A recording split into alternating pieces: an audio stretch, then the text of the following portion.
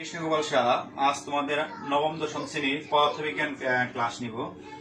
পদার্থবিজ্ঞান বইয়ে তোমার তৃতীয় অধ্যায় বলের চ্যাপ্টারটা করাবো আজকে। বলের প্রথমে আছে আমাদের জড়তা ও বলের ধারণা, নিউটনের প্রথম সূত্র। তাহলে জড়তাটা কি? বস্তু স্থিতি বা গতির যে অবস্থা আছে চিরকাল সে অবস্থায় কি বজায় রাখতে চাওয়ার যে প্রবণতা বা ইচ্ছা, সেটাই হচ্ছে তার কি জড়তা। আর বলটা কি? বলের সংজ্ঞাটা কি?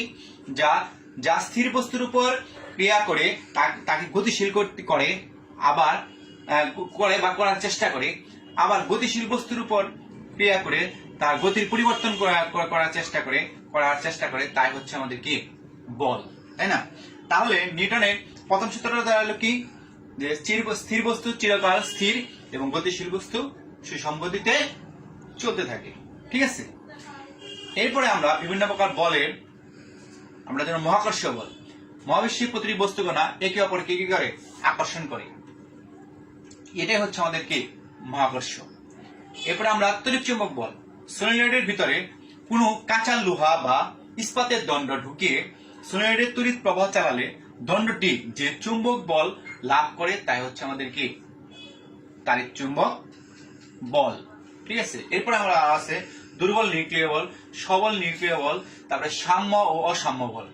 সাম্য ও অসাম্য বল আছে। তাহলে আমাদের সাম্য বলটা হচ্ছে কি? যে বল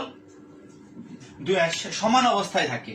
ঠিক আছে, যেমন দাঁড়িপাল্লার আমরা কোনো কিছু মাপতে গেলে সমান পর্যায়ে রাখি। ঠিক আছে, বাম সাইড দুই সাইড, ডান সাইড দুই সাইড, সেটা হচ্ছে আমাদের কি সাম্য বল। আর এটা হচ্ছে কি অসাম্য, মানে এক সাইড উচ্চ আর এক সাইড নিচে, সেটা হচ্ছে কি অসাম্য বল।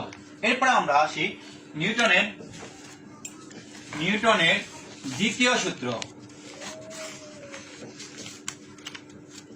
নিউটনের দ্বিতীয় সূত্র হচ্ছে বস্তুর ভরবেগের পরিবর্তন হার প্রযুক্তি বলের সমানুপাতিক।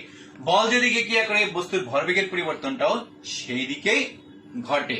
ঠিক আছে, তাহলে নিউটনের দ্বিতীয় সূত্র থেকে আমরা প্রমাণ করব যে F সমান সমান কত ma। নিউটনের দ্বিতীয় সূত্র থেকে আমরা প্রমাণ করব যে F সমান সমান কত ma।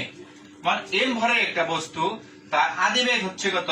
m ভরের একটা বস্তু আদিবেগ q, t সময় বেগ প্রাপ্ত হয়েছে v বেগ। তাহলে বস্তুর ভরবেগের আদি ভরবেগ, বস্তুটির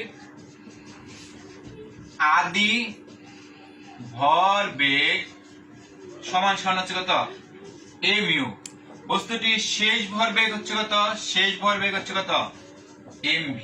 তাহলে t সময়ে ভরবেগের পরিবর্তন হইলে কতটুক? পরিবর্তন হচ্ছে কত mv মাইনাস কত mu। তাহলে t সময়ে ভরবেগের পরিবর্তনের হারটা হচ্ছে কি? তাহলে mv মাইনাস mu বাই কত t, তাই না? তাহলে ভরবেগের পরিবর্তনের হার। তাহলে এখান থেকে যদি আমি m কমন নেই তাহলে কি দাঁড়ায়? v মাইনাস u বাই কত t। তাহলে আমরা জানি সময়ের সাথে অসমবেগের পরিবর্তনের হারকে বলা হয় কি ত্বরণ। ত্বরণ a equal to v minus u by কত t। তাহলে এটার পরিবর্তে আমরা কি লিখতে পারি? ma। ঠিক আছে, এখন আমরা জানি নিউটনের দ্বিতীয় সূত্র থেকে আমরা জানি বস্তু ভরবেগের পরিবর্তনের হার প্রযুক্তি বলের সমানুপাতিক। কি জানি? ভরবেগের পরিবর্তনের হার প্রযুক্তি বলের সমানুপাতিক। প্রযুক্তি বলের সমানুপাতিক। ভরবেগের পরিবর্তনের হার কার সমানুপাতিক? বলের সমানুপাতিক। এখন এই সমানুপাতিক চিহ্নটা যদি আমি উঠে দিই, একটা ধ্রুব সংখ্যা আসবে, সেটা হচ্ছে কত kf। তাহলে এখান থেকে আমরা লিখতে পারি, এখানে ভরবেগের পরিবর্তনের হার, এখানেও ভরবেগের পরিবর্তনের হার। তাহলে আমরা লিখতে পারি ma ইকুয়াল কত kf। ঠিক আছে, তাহলে এখন m যদি হয় 1 কেজি হয়, ত্বরণ a equal to 1 metre per second square হয়, বল F ইকুয়াল 1 নিউটন হয়, তাহলে এই সমীকরণটা কি দাঁড়ায়? এখন সমীকরণটা দাঁড়ায় কত 1 ইনটু 1 k 1। তাহলে k এর মানটা দাঁড়ায় কত 1। এক নাম্বার সমীকরণে যদি আমি k এর মানটা বসে দেই তাহলে কত হয় ma 1 ইনটু f। তাহলে সুতরাং f ইকুয়াল কত ma। f equal ma। তাহলে আমার এই প্রমাণটা গেল। নিউটনের দ্বিতীয় সূত্র থেকে আমরা প্রমাণ করলাম যে বল ইকুয়াল কত ভর ইনটু ত্বরণ, f সমান সমান ma। ঠিক আছে, আমরা এখন এই সূত্রের সাহায্যে একটা অঙ্ক করাবো তোমাদের। দেখো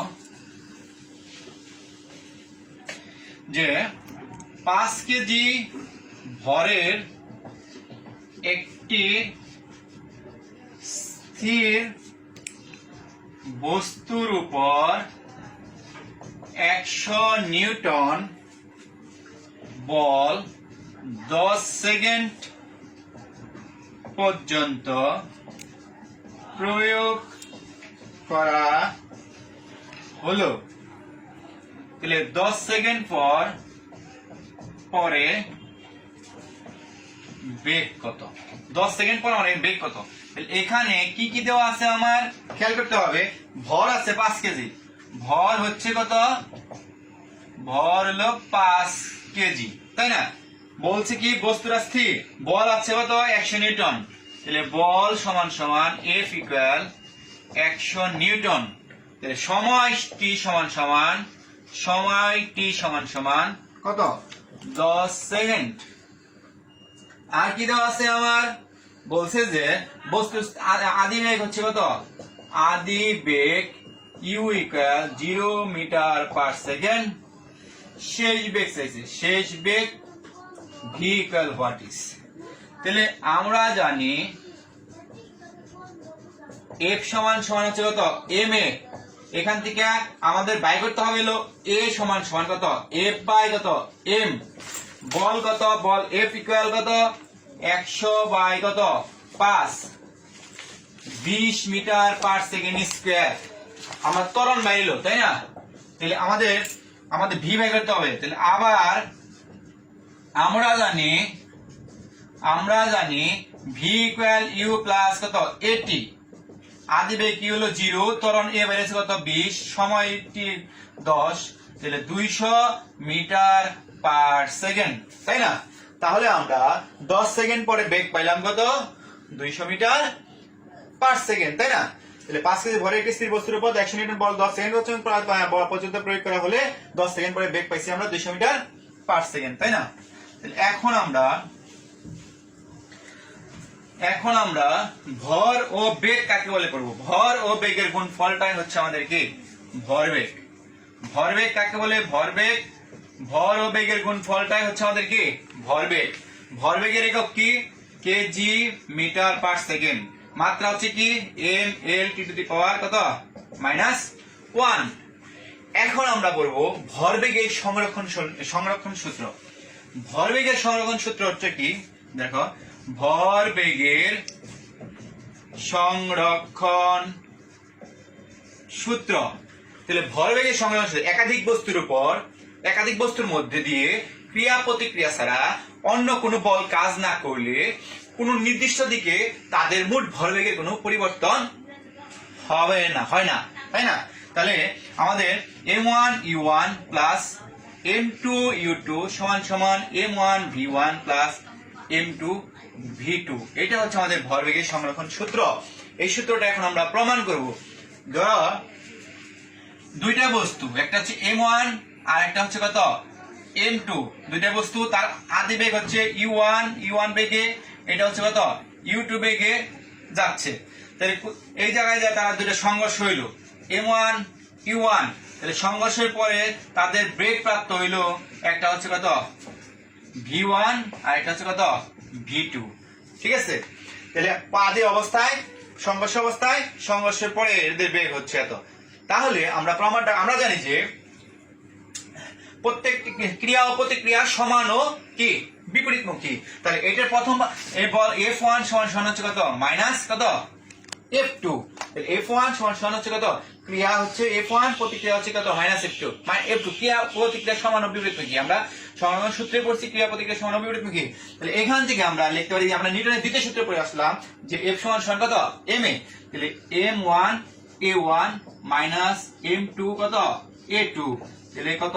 m1 আর a আমরা ত্বরণ পাইছি কত? ত্বরণ পাই কি? v1 মাইনাস কত? u1 বাই t, সময় একই, মাইনাস m2 কত? v2 মাইনাস u2 বাই কত?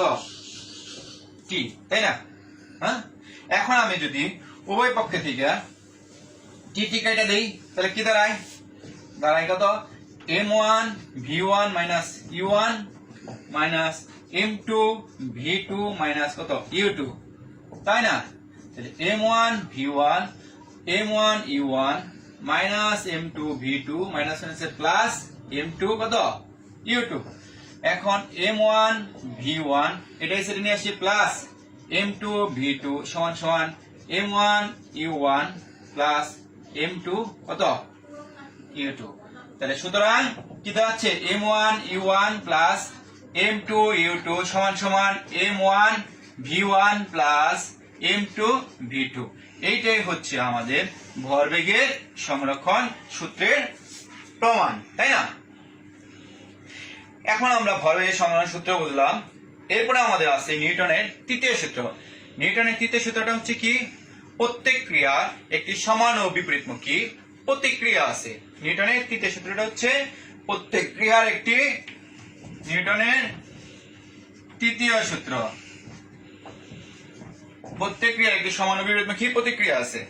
আমি একটা ফুটবলকে বলের দিকে লাথি মারলাম, তো এই বলটা কি হলো আমার দিকে, কি ওইটা ফিরে আসলো, ঠিক আছে? তাহলে আমরা একটা শব্দ করলাম, যে শব্দটা আবার কি ওয়ালে প্রতিদিন এসে ফিরে আসলো, ক্রিয়া করলাম তার প্রতিক্রিয়া আছে। প্রতিক্রিয়া নিউটন তৃতীয় সূত্রে প্রতিক্রিয়া একটি সমান বিপরীতমুখী প্রতিক্রিয়া আছে, ঠিক আছে? তাহলে আজকে আমরা এই পর্যন্তই